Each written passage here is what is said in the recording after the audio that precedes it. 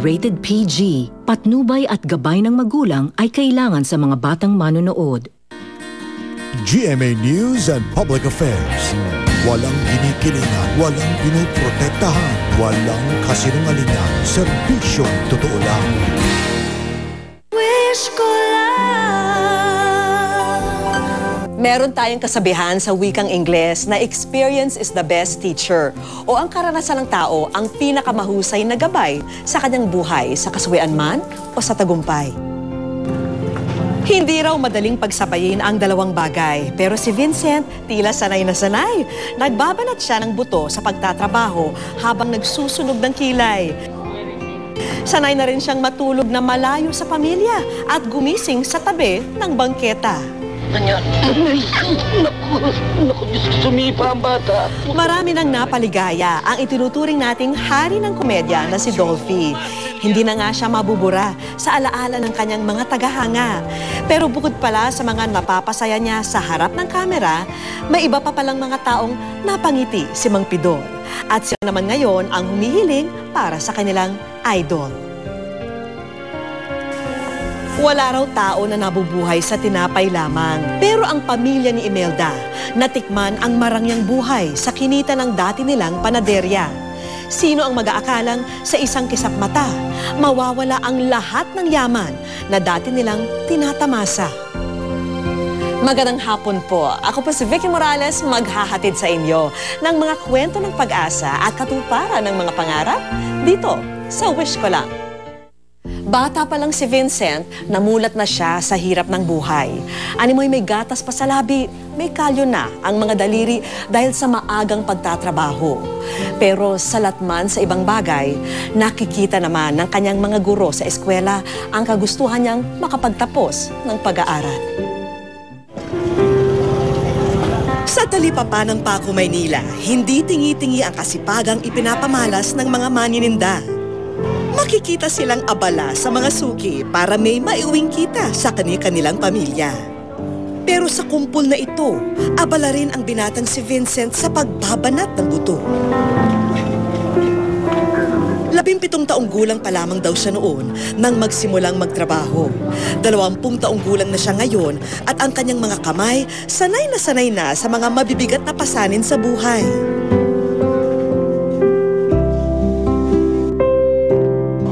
Para sa sarili at sa kanyang pamilya, ano nga ba ang halaga ng matayog niyang pangarap?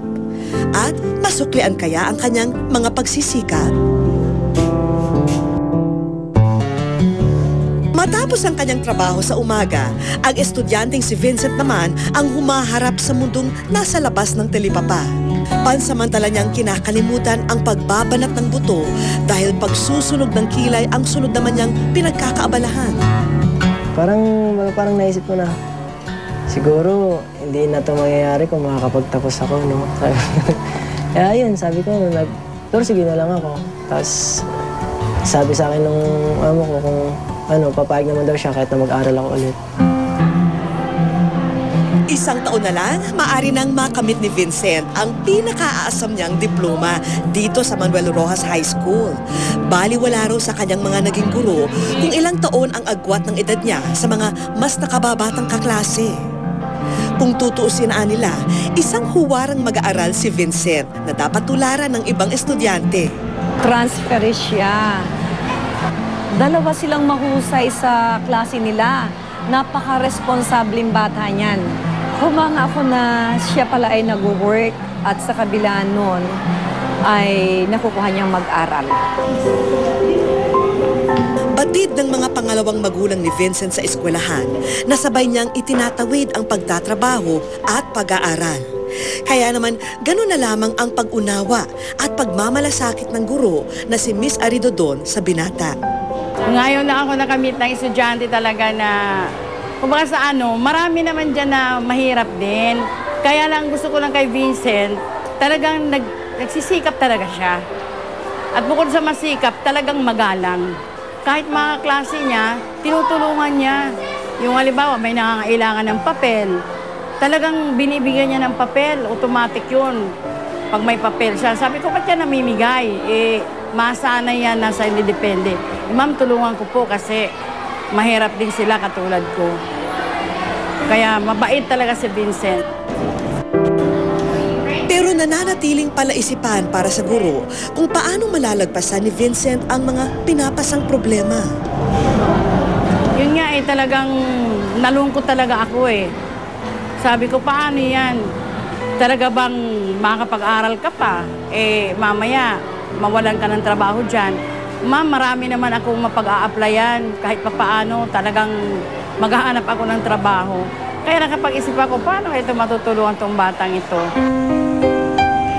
Habang mag-isang namumuhay si Vincent sa Maynila para magtrabaho at mag-aral, dito naman sa bayan ng Tanza sa Cavite, nakatira ang ina at nakatatandang kapatid niyang babae. 3 beses daw nakipagsapalaran ang ina niyang si Aling Venus sa ibang bansa para mabigyan sila ng mas magandang buhay. Tinitingnan ko lang ito, nagpapalakas ng loob ko. Itong dalawang, yan, lagi. Yan ang tinitingnan ko. Sabi pa ni Vincent sa akin, sa atin niya, ate, yan bang mama ko? Sabing ganun, naiyak ako talaga. Kasi hindi niya ako kilala. Hindi na ako umalis. Higit 10 taon din ako hindi umalis. Tapos nitong nag-wait ako. 2005. Pero isang mapait na trahedya ang naging dahilan kung bakit siya nahinto sa pagtatrabaho. Yun, nadulas ako sa hagdanan, tapos tumama yung pigi ko doon sa pagkabagsak ko. Nung akala ko okay lang yun. Nung mga June na, hindi ko na mailakad yung pa ako. Kumbaga nasigaw na ako kasi nabigla na ako, ninervous ako. Hindi ko na maigalaw talaga. Nasubukan na rin daw nilang magnegosyo. Dati raw silang nagde-deliver ng mga saging sa Paco, pero kalaunan, nalugi rin ito. Sa kabila ng sunod-sunod na dagok sa kanilang buhay, sinika pa rin daw ni Aling Venus noon na mamuhay silang magkakasama sa iisang bubong. Mula raw noon, hindi na naging madali ang kumita para sa mag-iina. Yung mga ritasong mga kahoy, mga ganyang kalalaki na kahoy, tapos ilalagay mo lang sa sako. Yun, 5 piso isang sako. Minsan, nakaka-3 po ako maghapon. Labag man sa kalooban ng ina, pinayuhan muna niya ang anak na si Vincent na huminto muna sa pag-aaral. Ito ang dahilan kung bakit nagkahiwa-hiwalay ang mag-iina. Nandito na kami, nabigla ako nung pumunta dito yung amo niya, kasama siya. Sabing gano'n na, may sumama ka muna sa amin kasi hindi ako i-enroll doon sa eskwelahan. Gawa ng kailangan daw ng nanay. Kaya nung sinabi ng teacher doon na hindi daw siya pwedeng tanggapin, gawa ng transfer siya. Tapos ang edad daw niya lampas na. Kaya nakiusap ako, sabi ko, ma'am, sabi ko gano'n, nakiusap ako siya kasi gustong-gusto niya talagang mag-aral. Gustong-gusto niya talagang magtapos.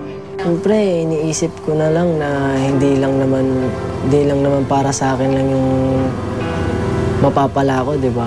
Andyan yung pamilya ko. Para na rin sa kinabukasan ko. Baon daw ni Vincent ang mga aral na natutunan niya mula sa kanyang ina pagdating sa trabaho. Kaya kahit anong paraan para magkaroon ng dagdag kita, ginagawa niya. Nagtitinda-tinda kami ng isda. Masyado akong mahihain. Sabi sa huwag kang mahiya kasi dapat maging proud ka nga kasi naghahanap buhay ka sa murang edad mo na ganyan. Kaya minsan, hindi na lang ako natingin pag nakikita kong nagbubuhat siya, hindi ako tumitingin. Masakit talaga sa loob ko na ganun na nangyayari sa anak ko. Sa kabila ng pagiging abala sa trabaho at pag-aaral, hindi pa rin daw nakakalimutan ni Vincent na iparamdam ang pagmamahal sa kanyang nag-iisang magulang. Umuwi siya madaling araw, niyapos niya ako. Tapos sabi niya sa akin, ito lang daw may bibigay niya sa akin. Sabi ko, okay lang, kahit na yan lang. Ang importante, naalala mo ako, masaya na ako. Kapag tapos na ang trabaho, saka palang nabibigyang panahon ni Vincent ang mga takdang aralin, pati na ang iba pang gawain. Dito lang po ako natutulog pagka hindi umuulan. Tapos pag umuulan naman po, pumapasok ako doon sa loob kahit na na-stop ko na siya.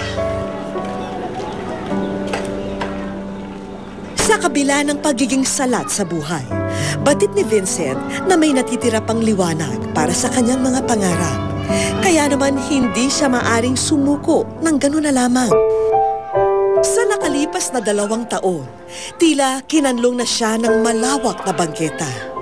Hindi raw kasi niya kayang umupa ng sariling kwarto dahil sa kakarampot lang naman niyang kinikita. Nasa labas ka kasi hindi mo masabi yung takbo ng panahon, di ba? Kasi minsan naman may maraming loko. Eh kung pagtripan ka dyan, parang baliwala na rin din sa akin. Huwag nga lang umulan. Unti-unti nang lumalatag ang takip silim. Ito lang ang pagkakataon na maipapahinga ng binata ang hapon niyang katawan sa maghapong pagbabanat ng buto at pag-aaral. Sa pagmulat kaya ng kanyang mga mata, isang bagong simula ang sasalubong sa kanya. Wish ko lang. Kabila nga, Vincent, ng blackboard. Susunod, ang pinakamagandang aralin sa klase ni Vincent, malalaman na. Ngayong